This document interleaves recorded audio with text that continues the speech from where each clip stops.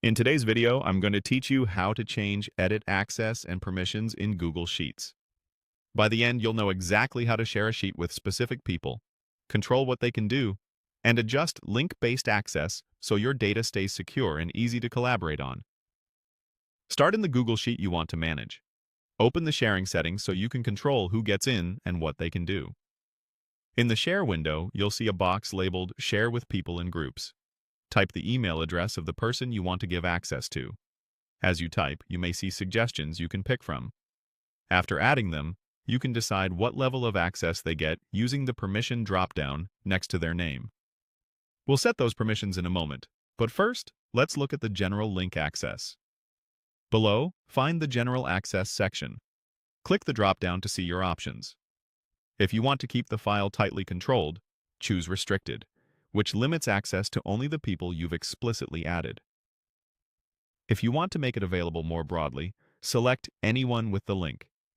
This means anyone who has the URL can open it, so use this carefully, especially for sensitive information.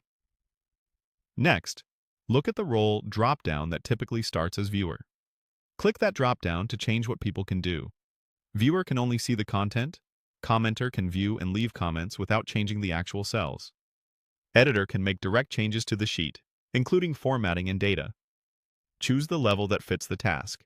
Use the least access needed to get the job done. If you added individuals by email, you can also set their specific permission using the drop-down next to each person. For example, you might make teammates editors while giving external partners commenter access. This lets you mix and match control so the right people can contribute without risking unwanted edits.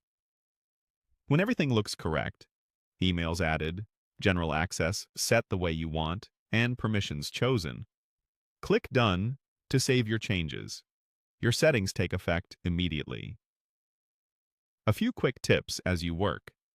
Keep sensitive files on Restricted whenever possible.